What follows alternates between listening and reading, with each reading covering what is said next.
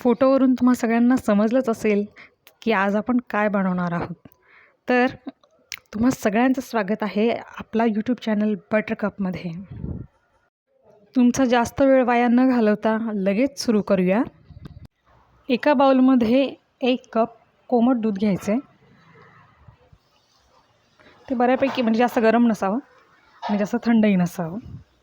नंतर त्यामध्ये आपण 1 टेबलस्पून एवढा 1 चमचा यीस्ट घालूयात. त्यानंतर त्याच्यामध्ये आपण 2 टेबलस्पून म्हणजे आपण यीस्ट हे 1 टेबलस्पून घेतलेलं, तर 2 टेबलस्पून एवढी साखर घालावी आणि नंतर मग ते सगळं व्यवस्थित ढवळून घेतलं पाहिजे. त्याच्यामध्ये कोणतेही लम्प्स किंवा अशा गाठी ज्या तयार होतात त्या नाही झाल्या पाहिजेत. यीस्ट आणि साखर टाकल्यानंतर जर तुमचं मिश्रण थोडंसं हलकं फुगत नसेल तर ते यीस्ट डेड झालेलं आहे किंवा ते काम करत नाही आहे असं समजावं आणि नवीन यीस्ट आणून पुन्हा प्रयोग करावा. तर मग आपण ज्यावेळी बाहेरून ब्रेड आणू शकतो तर मग घरी का करायचा? घरी यासाठी करायचा की घरामध्ये आपल्याला माहिती आहे की आपण मैदा चाळूनच वापरणार आहोत, दूध चांगलं क्वालिटीचं वापरणार आहोत. त्याऐवजी बटर वापरू, मार्गरीन वगैरे काय आहे ते आपण वापरणार नाही आणि प्रिझर्वेटिव्ह आपण वापरत नाही. त्यामुळे हा जो ब्रेड आहे तो लहान मुलांसाठी म्हणजे सगळ्यांसाठीच एकूणच खूपच चांगला आहे. जोपर्यंत अशा त्या बारीक बारीक आपल्याला व्हिडिओमध्ये आपण बघू शकतो हे दिसतं आहे तोपर्यंत ते ढवळायचं व्यवस्थित.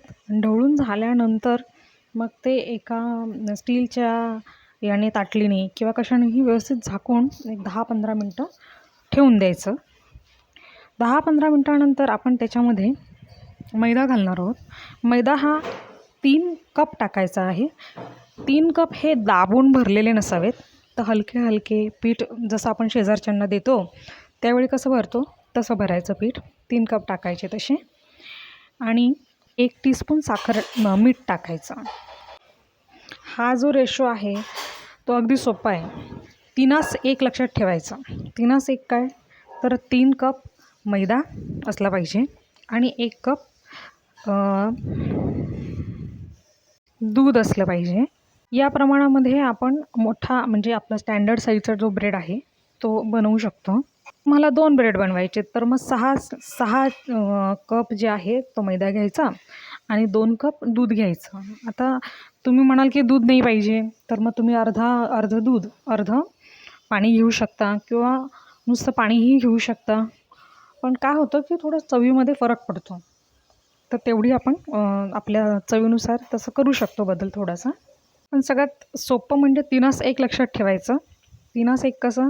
तर 3 कप मैदा, 1 कप दूध, 1 टेबलस्पून साखर टाकायची. वाटल्यास तुम्ही 2 टाकू शकता जर तुम्हाला थोडंसं गोड हवा असेल, जसं मी थोडंसं जास्त टाकलेली आहे. आणि 1 टेबलस्पून आपल्याला त्याच्यामध्ये हे लागणार आहे, बटर लागणार आहे. तर तेवढं 1 टेबलस्पून लक्षात ठेवायचं. जर तुम्ही तुम्हाला मोठा ब्रेड करायचा असेल डबल साईजचं तर तुम्ही 2 टेबलस्पून वापरू शकता. ते सगळं व्यवस्थित नीट असं तुम्ही हातानेही करू शकता, पण चमच्याच्या साहाय्याने जास्त व्यवस्थित करता येऊ शकतं आपल्याला. हात जास्त चिकट होतात हे पीठ तयार करताना. त्यानंतर तुमच्याकडे जर बीटर असेल तर बीटरचे ते जे गोलवाले ब्लेड असतात त्यांचा उपयोग करायचा आणि तुम्ही बीट करू शकता. याच्यामध्ये आता मी 1 टेबलस्पून बटर टाकलेलं आहे. पण आता जर तुम्ही म्हणाल की माझ्याकडे बीटर नाही आहे तर काय करायचं?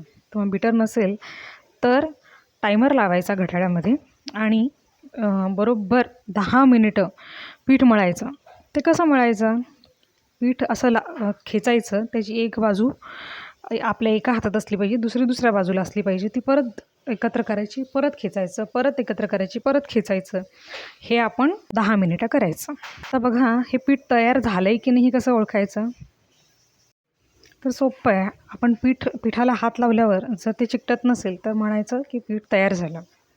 आता एक बाऊल घ्यायचा, त्याच्यामध्ये छोटंसं पळीने थोडंसं तेल टाकायचं. तुम्ही तूपही लावू शकता, बटरही लावू शकता आणि त्याच्यामध्ये पीठ ठेवायचं तर सगळीकडून व्यवस्थित दाबून घ्यायचं आणि वरतूनही त्याच्यात थोडंसं तेल, तूप, बटर जे तुमच्या आवडीचं आहे ते तुम्ही लावू शकता.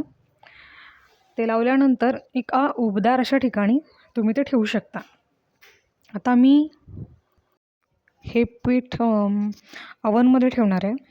अवन मी 2 मिनटासाठी गरम केलेला आणि नंतर मग आता तो त्याच्यामध्ये ती थोडीशी ऊब आहेच ना, तर त्या उभेमध्ये मी ते ठेवणार आहे. तो बंद आहे मागून, तो काही चालू नाही आहे. बंद करणार आहे म्हणजे सध्या आता तो जरी चालू दिसत असला तरी मी हे बघा मी ते तयार केलेलं आहे पीठ ते आतमध्ये ठेवून देते आणि त्याच्यावर झाकण ठेवते म्हणजे व्यवस्थित राहील ते.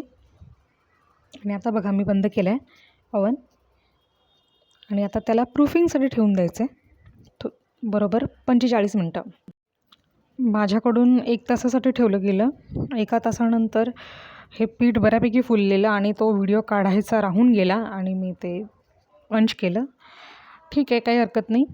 आता हे जे पीठ आहे ते आपण बोर्डवर घेतलेलं आहे आणि पुन्हा एकदा त्याच्या थोडंसं हलकं मळून घेते. आता त्याचे 2 भाग करते. 2 भाग कशासाठी, तर माझ्याकडे जो टीन आहे केक म्हणजे तो केकचा आहे, तो ब्रेडचा नाही आहे. तर मग त्याच्यामध्ये तो ब्रेड जास्त ठेवला तर पीठ तर ते खूप फुलून येईल, म्हणून मग मी त्याचं अर्धं केलं आहे.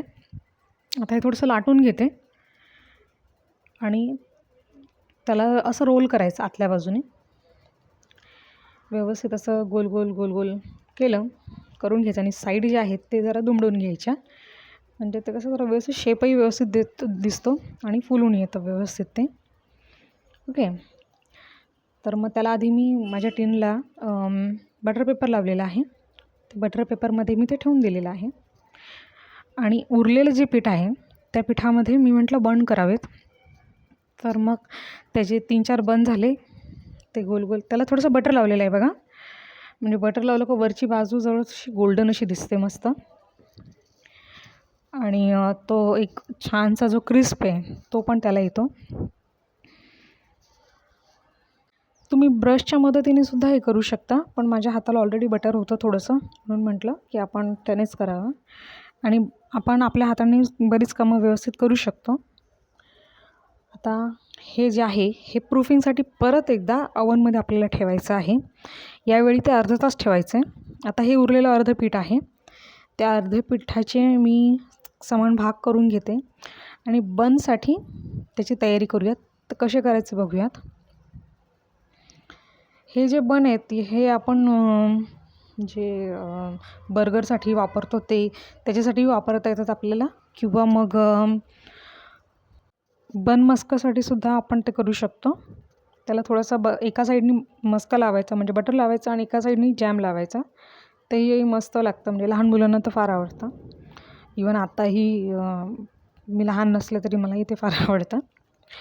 हे सुद्धा जे आपण बन तयार केलेले आहेत हे सुद्धा आपण प्रूफिंगसाठी ठेवणार आहोत, कारण की ही जी सेकंड टाईम जी प्रूफिंग होते त्याच्यामध्ये हे व्यवस्थित फुलतात आणि त्याच्यावर आपल्याला समजतं की आपण जे ब्रेड करणार आहोत किंवा बन करणार आहोत त्यांचा आकार केवढा असेल आणि ते किती फुलतील आणि आपण जे यीस्ट टाकलेले आहे ते किती ॲक्टिव्ह आहे हेही आपल्याला समजून येतं. हे मी जरा छोट्या साईजचे केलेले आहेत. तुम्ही जर घरामध्ये आता लहान मुलांची बड्डे पार्टी असतात किंवा तुम्हालाही तसंही बाहेरचे नको आहेत बन, तर तुम्ही जरा मोठ्या साईजचे गोळे करू शकता. नंतर प्रूफिंग करायचे आणि ओव्हनमध्ये किंवा तुम्ही पातेल्यामध्ये सुद्धा हे बन करू शकता. तुमच्याकडे ओव्हन नसेल तर काही हरकत नाही.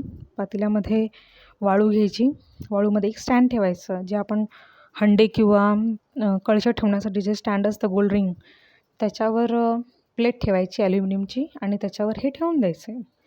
एक अर्धा तासामध्ये तुमचा केक असो, तुमचे बन असो, ब्रेड असो, काहीही एकदम व्यवस्थित तयार होतात.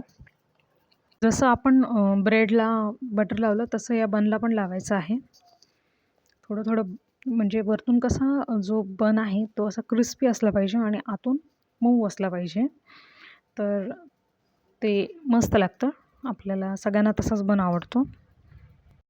यावर आपण असे काळे आणि पांढरे तिळ लावू शकतो. त्यानंतर बन तयार झालं अतिशय सुंदर दिसतात, लहान मुलांनाही आवडतात. ही रेसिपी सहसा चुकत नाही, बरोबर असते. फक्त कुठे चुकतं तर यीस्ट तुमचं परफेक्ट असलं पाहिजे, बाकी सगळं ठीक आहे. आता बघा मी ओव्हनमध्ये हे दोन्ही गोष्टी ठेवून दिलेल्या आहे. फिंग नंतरचा आपला ब्रेड बघा. आता हे सगळं ओव्हनमध्ये मी ठेवलेलं आहे. तुम्ही म्हणाल एवढा अंधार का आहे, तर रात्रीच्या 12:30 वाजता मी हे करते आहे सगळं आवरल्यानंतर. ब्रेड तयार झालेला आहे. हा चॉकलेट ब्रेड करते आहे छोटासा. आता तयार झालेला ब्रेड आणि ते बन आपण बघू शकतो. तर एवढ्या या रंगावर परफेक्ट आहे. याच्यापेक्षा डार्क कलरही जर तुम्हाला आवडत असेल तर तुम्ही भाजू शकता. आता हा जो बन आहे हा पहा किती मस्त जाळीदार झालेला आहे. तो अजून मी कट केलेला नाही आहे, फक्त खालच्या बाजूने तुम्हाला दाखवते आहे. ती यीस्टने आपलं व्यवस्थित काम केलेलं आहे. हा जो ब्रेड किंवा बन आहे तो लगेच गरम केल्यानंतर लगेच खायचा नसतो. एक 4-5 तासानंतर थंड झाल्यावर तो खावा. आता हे सकाळी ज्यावेळी मी हे म्हणजे रात्री तयार करून ठेवलेलं आणि सकाळी आता मी हे काढते आहे बटर पेपर. आणि आता बघूया आपण कसं झालं आहे आपला ब्रेड. दिसायला तर मऊ आणि सॉफ्ट दिसतो आहे. ब्रेड कट करायला एक विशिष्ट करवतीसारखी सुरी येते, ती सहसा वापरली जाते. हां, अशी बघा त्याला अशी धार, अशी गोलाकार धार आहे. आपली जी रेग्युलर सुरी आहे तिनेही कापला जातो, पण मग त्याचे जे क्रम्स आहेत ते खूप जास्त पडतात. याने कसा परफेक्ट कापला जातो. तर मग आपण आपला ब्रेड कसा झाला आहे तो बघूयात, कट करूयात. हां, वा, जसा बाहेर बाजारात मिळतो तसाच ब्रेड आहे. भरपूर जाळी आणि फुललेलं आहे व्यवस्थित. आणि तुम्ही बघू शकता फार काही झंझट नाही आहे, अगदी सोपी पद्धत आहे. आणि कुणीही अगदी लहान शाळेत जाणाऱ्या मुली असतील, मुलं मुली असतील किंवा माझ्यासारख्या ज्या घरी गृहिणी आहेत, बाहेर काम करणाऱ्या स्त्रिया आहेत, इझिली करू शकता, जास्त वेळ लागत नाही. आणि तुम्ही आपल्या मुलांवर प्रेम करत असाल, घरच्यांवर प्रेम करत असाल तर बाहेरचं प्रिझर्वेटिव्ह आणि उगाच काहीही खाऊ घालण्यापेक्षा घरी तयार केलेला ब्रेड खाऊ घालू शकता. आता जो आपण बन केलेला आहे तो बनही एकदा बघूयात. हाही बरोबर मध्ये गोलाकार असा कट करून घ्यायचा आणि त्याच्यामध्ये आपण बटर लावू शकतो किंवा जॅम लावू शकतो किंवा मग त्याच्यामध्ये टॉमॅटो आणि इतर काकडी वगैरे टाकूनही खाऊ शकतो. छान मस्त जाळीदार झालेला आहे. आणि मी सांगते खूप छान झाला आहे ते. आता मी जो चॉकलेट बन बनवला आहे तो आपण बघूया. त्याला मी साईडने कट केला आणि बघितलं की जाळी व्यवस्थित झालेली आहे का तयार. तर तो अतिशय जाळीदार झालेला आहे. असा जो ब्रेड आहे तो आपल्याला बाहेर डोनट म्हणून मिळतो, त्याच्यामध्ये क्रीम लावलेली असते, असं मध्ये कट केलेलं असतं आणि ती जी क्रीम आहे ती बटर क्रीम असते. बटर क्रीममध्ये थोडीशी पिठी साखर टाकून मध्ये लावून द्यायची, तर मुलांना आवडते.